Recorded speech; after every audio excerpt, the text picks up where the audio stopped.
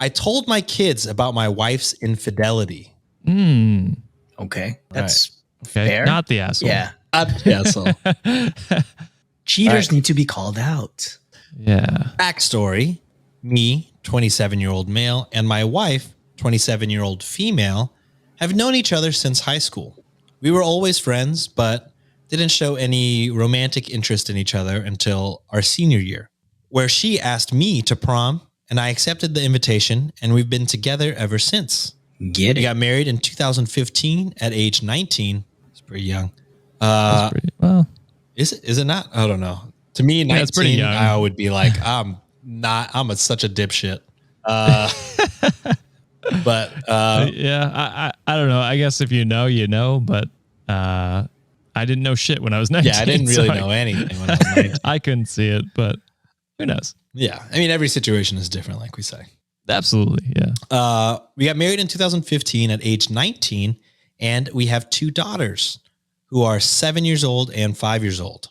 About a month ago, I found some texts on my wife's phone while she was in the shower, where she had been flirting with one of her female coworkers that I knew pretty well. We had met at work functions from time to time. They sent each other explicit photographs and messages, and while I found no evidence of an actual meetup between them, it was heavily implied that they had done stuff together in the past. Well, if you get shit like that, damn. chances are you're right. Yeah. Jesus. The messages started about a year ago, so she's been cheating on me for over a year now. Oof. I sent screenshots of the conversation to my phone and confronted her while she got out of the shower, and she broke down sobbing, apologizing, saying she never meant to hurt me. I was seeing red at this point, and I decided to leave before I did something drastic. She texted me nonstop, begging me to come home and talk, but I wasn't having any of it. So I stayed at my younger brother's house, 24-year-old male, also not very important to the rest of the story, but anyways. Good to know. Place for the night. In the morning, I woke up to hundreds of texts and voicemails from my wife begging me to come home. It couldn't Damn. have been hundreds. It couldn't have been. Maybe That text seems insane. messages. You'd be surprised. Hundreds? I don't send hundreds a month. I don't. Yeah, it's probably hyperbole. What if it's like, hey, please come back home Yeah. now. I need I to have one friend that talk does that. to It's so fucking you. annoying. I don't do one word at a time, but sometimes I do be like a sentence and then another sentence. If they're different thoughts, that's one thing. But yeah, I have one if friend it's that one does cohesive word. story. Like, fuck off. Eventually, I did come home, but only because she had to go to work and there was no one else to watch our daughters. I told her to be gone by the time I got there, as I didn't want to speak to her. And when I got home, I sat my daughters down and told them that I was going to divorce their mom. They didn't understand what that was, so I had to explain it to them. And my Yeah, heart, that's pretty young. yeah, 7? 5 and Five is- 7, Five and is seven. definitely 7 too and young. 5 and 7. Does that 7 mean maybe we don't make understands. cookies anymore, Dad? It reminds me of a Talladega Nights. We're getting a divorce. Yeah, 2 Christmases. Jesus. Oh, fuck.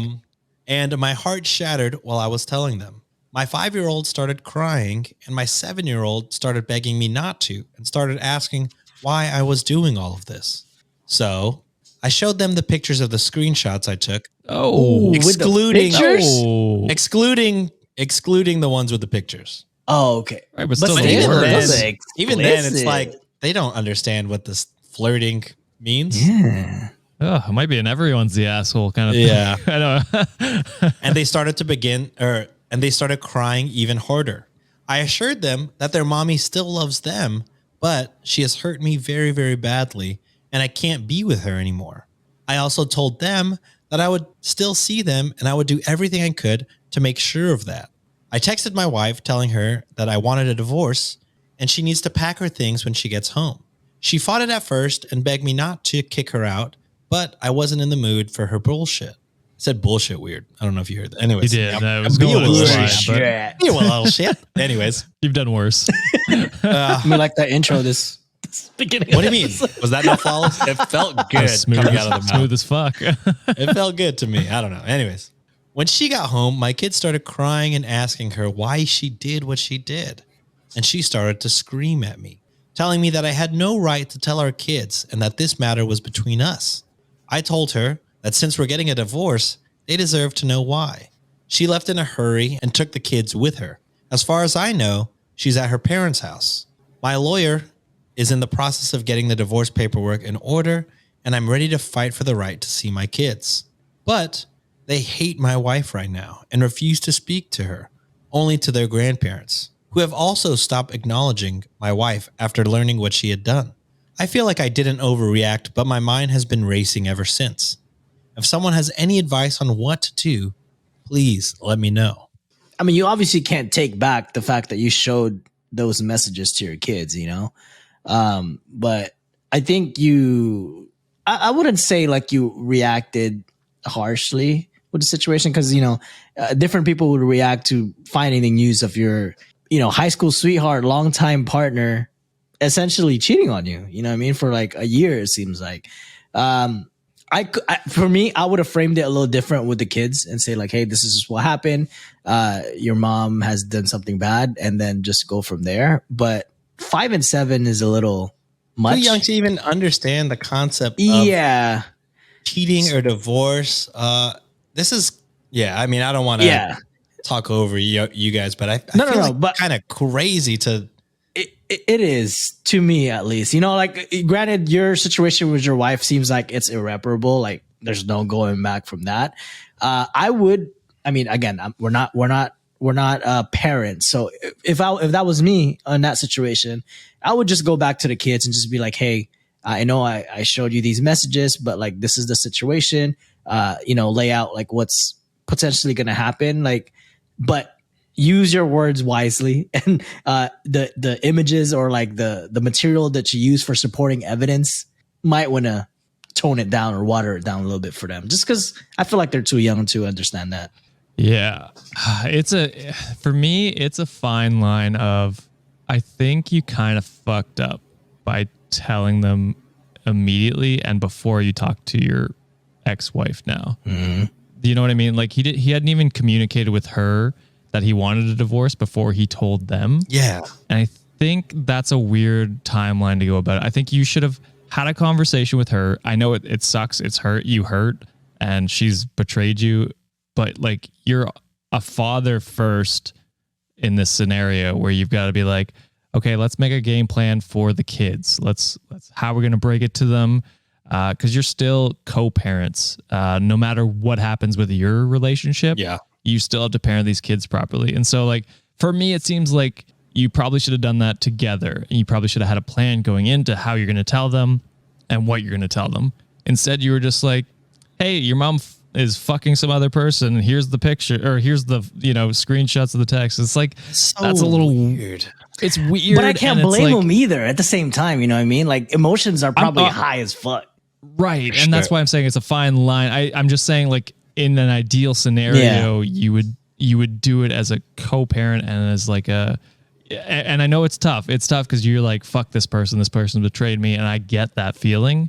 But you can't let that like affect your kids. You can't let the rage that you have towards your ex-wife or whatever and put that onto the kids. They're 5 and 7. They're confused as fuck. This is probably gonna affect them. I would assume at some point. This is what I feel like is a pretty traumatic learning about divorce, cheating. Like, this could at 5 years old. 5 years old is crazy. Like, there's I'm sure there are better ways to, like, an easier way to introduce the idea of separation to a 5-year-old. I mean, I don't know, but this definitely was not the way. Not only like you're telling, like Josh said, telling them before you even talked to your wife, and also you texted you wanted a divorce. You didn't even you didn't call. Well, that part I'm not as mad about. It's like, fuck her. She doesn't deserve that. I guess the respect, but and she's been cheating on you with text, so it's kind of ironic if you look at it that way. But I can't be mad at him how he treated his wife, because fuck her. She cheated. She absolutely deserves him flaming her and telling her to get the fuck out. And text. I don't care. You know what? Yeah, but you don't want to. Yeah, you don't want to fuck up the kids while expressing your rage. That's literally my only point of concern. Is like, hey, you could have probably dealt with that way better than you did.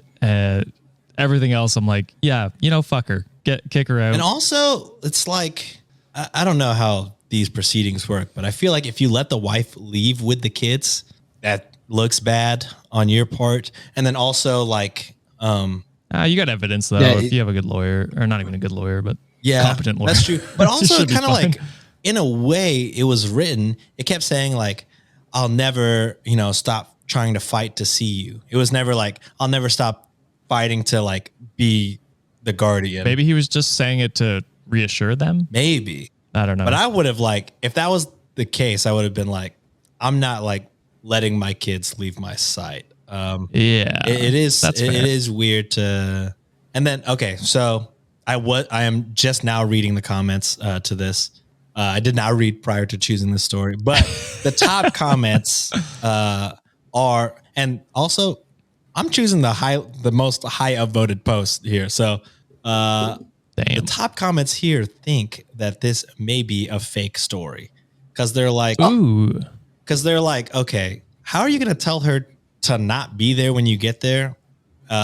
One, the only reason you're going is because there's no babysitter. So how are you just going to tell them to, leave our 5 and 7-year-old alone in the house?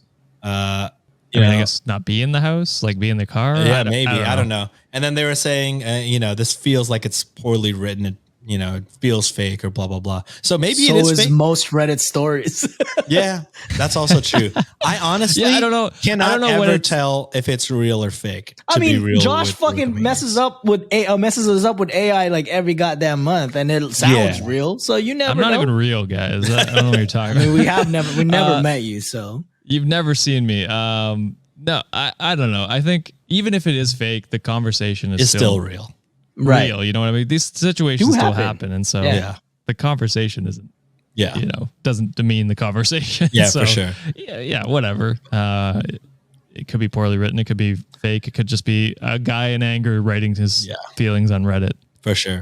Which happens probably a lot. You know what I mean? It does. A lot. So, usually it's way worse. Yeah. So I'm, you know what? True. This one's a tough one because I'm with you. Being cheated on, I can't even begin to fathom. But to go into detail with the kids about it, and I don't know what kind of photos you showed, like what the screenshots talked about. Maybe it was just like, I can't wait to see you or things like that. And hopefully not like the graphic flirting. Yeah. like messaging. I can't wait to rip into you or some shit like that. I don't know. But it feels bad. I feel like there's a more sensitive way. Of course, emotions are high, but you gotta, I don't know if he was thinking about the kids more than he was thinking about himself at this moment. That's the part. That's where I think, I think it was definitely a selfish act, and which it comes from a place where I understand, but it's the wrong move for sure. Yeah. It should have been done together and probably with the guidance of some sort of therapist being like, hey, here's how you probably should break it to your kids. Here's what you should leave out.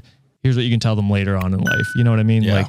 So they don't end up hating their mother for ruining their lives, which is, I get she did a terrible thing and she should be hated, but maybe not this early on in life as kids. Yeah. So, and divorces are always messy, and majority of the times the kids are always the ones getting punished for it. So, yeah, that's the sad reality that's of where things. the trauma goes. Yeah, that's where the trauma goes.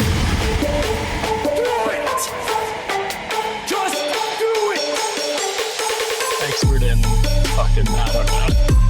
Great power. For the fifth time, it's your boy Sean.